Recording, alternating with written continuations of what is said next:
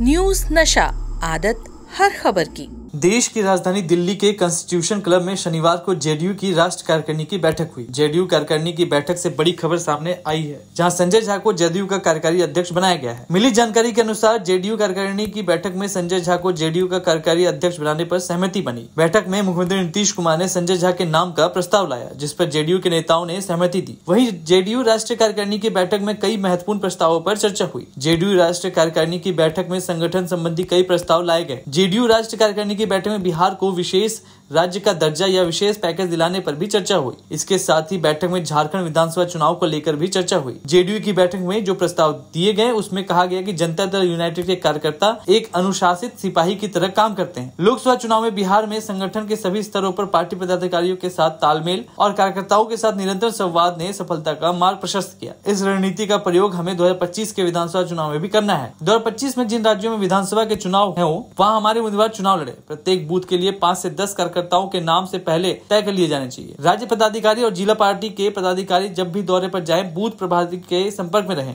Party द्वारा आयोजित कार्यक्रम में बूथ प्रभारी को जरूर आमंत्रित करें। पदाधिकारी या मंत्री किसी भी क्षेत्र में जाएं तो वहां के बूथ प्रभारी को सूचना होनी चाहिए। ऐसे में उनका मनोबल और उत्साह बढ़ेगा। बैठक में प्रखंड, अनुमंडल और जिला स्तर पर बूथ प्रभारी की बैठक आयोजित करने को लेकर भी चर्चा हुई। कार्यकारिणी की बैठक में कहा गया कि बूथ प्रभारी चुनाव मोर्चा के अग्रिम दस्ते के सिपाही हैं। पार्टी की जीत सुनिश्चित करने में उनकी बड़ी भूमिका होगी। झारखंड में भी 2024 में चुनाव होना है। वहाँ पहले भी जेडीयू प्रत्याशी चुनाव लड़े हैं और जीते भी हैं। झारखंड पर विशेष ध्यान देते हुए हमें पहले वहाँ की उन सीटों पर चिन्हित करने का काम कर लेना चाहिए जहाँ से हमारे प्रत्याशियों के चुनाव लड़ने की संभावना सबसे ज्यादा है। इसके बाद चुनाव के लिए आगे की रणनीति बनाकर गंभीरता से जुटना चाहिए। प्रस्ताव में कहा गया कि बिहार में एनडीए सरकार चलाने के साथ ही लोकसभा चुनाव के बाद तीसरे दफे नरेंद्र मोदी के नेतृत्व में सरकार गठन में हमारी महत्वपूर्ण भूमिका है। जेडीयू 16 सीटों पर चुनाव लड़ी है और 12 सीटों पर जीत दर्ज की है। केंद्र सरकार के गठन में हमारी उल्लेखनीय भूमिका है। राजनीतिक प्रस्ताव में कहा गया हमारे लिए राजनीतिक सत्ता सेवा के लिए है, भोग के लिए नहीं। हमारे नेतृत्व की यही सोच है। इस राजनीतिक सत्ता का उपयोग सामाजिक, आर्थिक, शैक्षणिक और सांस्कृतिक बदलाव एवं विकास के लिए होना चाहिए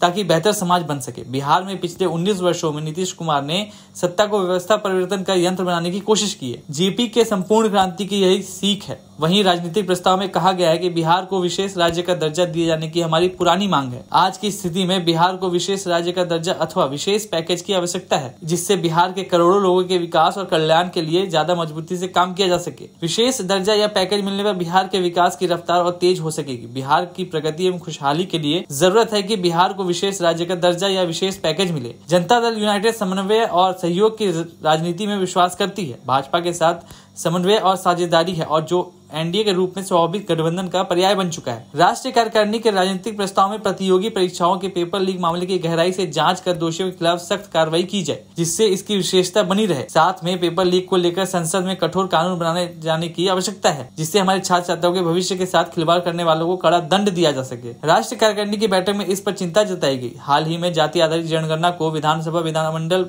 से पारित आरक्षण के नए कानून को पटना हाईकोर्ट ने रद्द कर दिया। इससे तत्काल विश्वविद्यालय में चल रहे नामांकन की प्रक्रिया प्रभावित होगी। इतना ही नहीं, सरकार ने 1 साल के भीतर युवाओं को 5 लाख सरकारी नौकरी और 34 लाख रोजगार देने की प्रक्रिया प्रारंभ की है। उसमें व्यवधान आएगा। पटना उच्च न्यायालय के निर्णय के खिलाफ सरकार सर्वोच्च न्यायालय में पुनर्विचार याचिका दाखिल करने का निर्णय लिया है। हम उसकी सराहना करते हैं। इसके साथ ही केंद्र में जेपी नड्डा को भाग देने के बाद अब ऐसे कयास लगाए जा रहे हैं कि जल्द ही भाजपा को नया राष्ट्रीय अध्यक्ष मिलने वाला है। इसी साल देश के 4 राज्यों महाराष्ट्र, जम्मू कश्मीर, झारखंड और हरियाणा में विधानसभा चुनाव होने वाले हैं और इससे पहले भाजपा चाहेगी कि जल्द से जल्द राष्ट्रीय अध्यक्ष के नाम की घोषणा हो। सूत्रों के मुताबिक गुरुवार रात को भाजपा के बड़े नेताओं की बैठक हुई और इस बैठक में प्रधानमंत्री मोदी समेत स्वास्थ्य मंत्री व भाजपा अध्यक्ष जेपी नड्डा, रक्षा मंत्री राजनाथ सिंह, गृह मंत्री अमित शाह व संगठन महासचिव बीएल संतोष मौजूद थे। अगर हम उन नामों के बारे में बात करें जिनके बारे में कहा जा रहा है कि इनमें से कोई एक अगला राष्ट्रीय अध्यक्ष बन सकता है, तो इनमें महासचिव विनोद तावड़े, सुनील बंसल, के लक्ष्मण, ओम माथुर, देवेंद्र फडणवीस आदि नेताओं के नाम शामिल हैं। सूत्रों के अनुसार प्रदेशों के संगठन में महत्वपूर्ण भूमिका निभा रहे किसी को राष्ट्रीय भूमिका में लाया जा सकता है। चुनाव परिणाम आने के बाद और केंद्र में सरकार में हमारी भागीदारी, एनडीए को माननीय नीतीश कुमार जी के नेतृत्व में बिहार में शानदार सफलता, तो निश्चित रूप से यह गौरतलब राजनीतिक घटनाक्रम है और विधानसभा का चुनाव 2025 में है, तो स्वाभाविक रूप से माननीय नीतीश कुमार जी के प्रति आभार व्यक्त करना, उनको धन्यवाद देना कि उनके किए गए कार्य पर जनता ने मुहर लगाया है। नीतीश कुमार जी के इर्द गिर्द ही राजनीति घूमती है। ये देश की राजनीति में 2024 के चुनाव परिणाम ने स्पष्ट कर दिया है। बिहार को विशेष राज्य की दर्जा देने की अरे ये सब तो चिंता हम कर ही रहे हैं। वो लोग बोलता है जिसको जेल में विशेष दर्जा चाहिए। बिहार की चिंता हमारी चिंता है। और आज आदरणीय प्रधानमंत्री जी ने परसों भी माननीय नीतीश कुमार जी के काम पर मुहर लगाया है। तो नीतीश कुमार जी का तो काम बोलता है। तो बिहार विकसित राज्य बने और पिछड़े राज्यों के नीतीश कुमार जी आवाज है, यह भी सच है। एनडीए को अपने बलबूते पे चुनाव लड़ना चाहिए और बीजेपी को पूर्ण बहुमत की सरकार बनानी चाहिए। एनडीए अपने बलबूते पे चुनाव लड़ेगा, नीतीश कुमार जी इसके नेता होंगे। इसके अलावा जो भी बयानबाजी है सब फिजूल है, बेकार है। लेकिन क्या बीजेपी अभी इस स्थिति में है कि नीतीश कुमार के नाराजगी का बोझा झेल पाए? हम नाराज नहीं, हम एनडीए के संस्थापक हैं।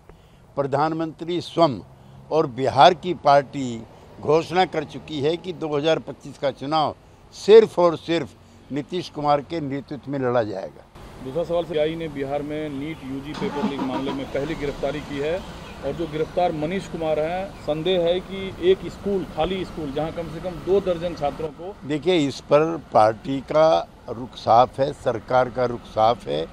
जो भी इसमें लिप्त हैं, कोई भी छोटा हो बड़ा हो, किसी भी प्रांत का हो, सबके विरुद्ध कड़ी कार्रवाई की जाएगी और तथ्य को सामने लाया जाएगा। सेंगोल बोरहान का विवाद गहराते जा रहा है। ज़्यादातर विपक्ष इस बात के साथ है कि सेंगोल की स्थिति जहां पूर्व में थी वहीं होनी चाहिए। सेंगोल से ज़्यादा महत्वपूर्ण 25 जून 26 जून की काली रात है, जब देश में लोकतांत्रिक प्रक्रियाएं समाप्त हो गई थी। विपक्ष को उस पर भी बहस करनी चाहिए। दूसरा सर, जो अमृत से उठाया, फिर कर्नाटका के सीएम ने समर्थन किया कि भारत एक हिंदू राष्ट्र नहीं है। ये संविधान में लिखा हुआ है, सभी मान्यवर पढ़ के देख लें कि ये सभी धर्मों का, सभी वर्गों का, सभी भाषाओं का देश है। ये किसी एक धर्म मजहब का देश नहीं है। विपक्ष जिस राष्ट्रपति के अभिभाषण की निंदा कर रही है, क्या यह परंपरा रही है? ना, कभी नहीं। उस पर संसद में बहस होती थी।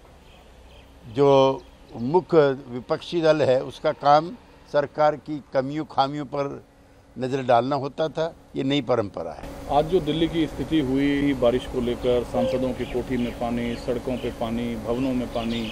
नहीं, दिल्ली सरकार की जो योजना है वो सब असफल हो रही हैं और आम आदमी पार्टी अब राज करने लायक बची नहीं। लेकिन टर्मिनल जाना, उसमें गाड़ियों का दब जाना, मल्लिकार्जुन खड़गे ने कहा चाहे एयरपोर्ट हो, चाहे अयोध्या में बनी सड़क हो, चाहे राम मंदिर हो, हर जगह लीकेज। ये घटनाएं सब दुर्भाग्यपूर्ण हैं और सुनिश्चित करना चाहिए कि भविष्य में इस प्रकार की घटनाएं ना घटें। आज नीतीश जी का कार्यक्रम रहने वाला। कल पार्टी की राष्ट्रीय कार्यकारिणी की और पार्टी के पदाधिकारियों की बैठक है।